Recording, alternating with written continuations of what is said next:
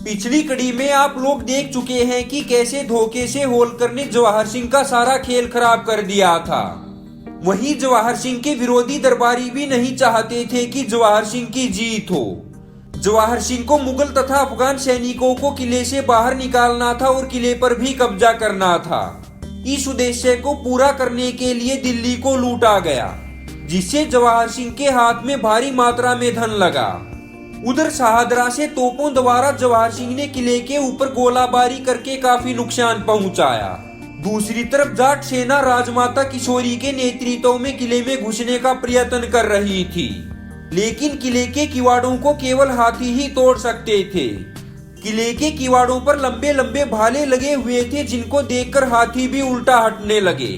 जवाहर सिंह के हाथी ने कई बार उस किले के किवाड़ों पर टक्कर मारी, जिससे उसका सर फट गया।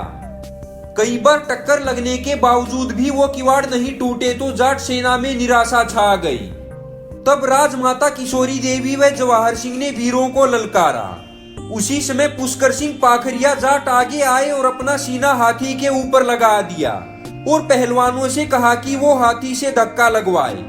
ऐसा करते ही किले के किवाड़ में लगी कीलें वीर पाखरिया के सीने में चुभ गई और वो वहीं पर शहीद हो गए।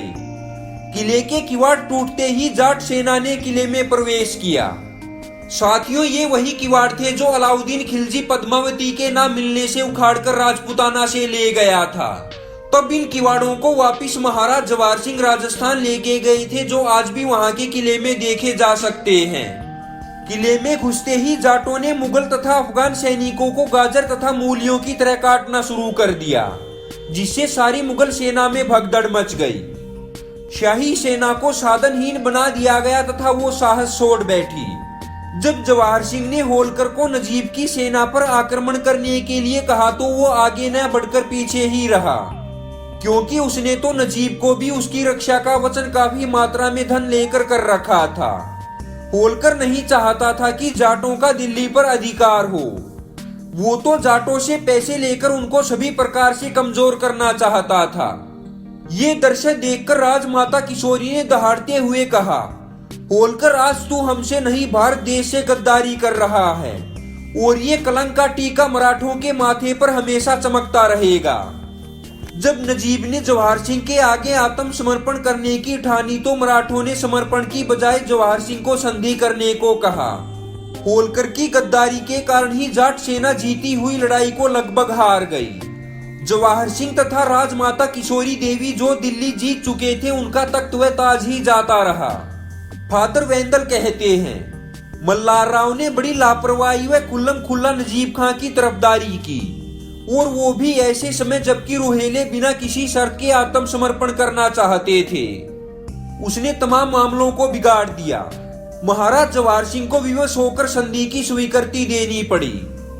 इस बात में नजीब की तरफ से सुजान मिश्र, राजा चेतराम, तेजराम कोठारी और नवाब जाब्ता खां तथा जवाहर सिंह की तरफ से रूपराम कटारिया और गंगाधर तात्या शामिल थे।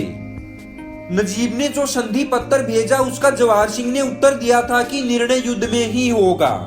मैं नजीबुद्दौला का सिर चाहता हूँ। इसके बदले फरवरी 1765 नजीब अपने साथी होलकर को लेकर जवाहर सिंह से शाहदरा में मिला। होलकर ने जवाहर सिंह को इस शर्त पर मना लिया था कि शहजादी का डोला और युद्ध का सारा खर्चा नजीबुद्दौला के सिर है। इसके बदले में नजीब ने जवाहर सिंह को 60 लाख रुपए तथा शाह आलम द्वितीय की शहजादी का डोला दे दिया।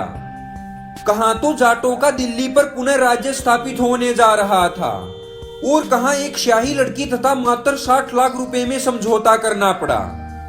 यदि आपको ये वीडियो अच्छी लगी हो तो सर छोटू राम के चैनल को सब्सक्राइब कीजिए और बेल आइकन पर क्लिक करें ताकि आपको लेटेस्ट वीडियो की नोटिफिकेशन मिलती रहे।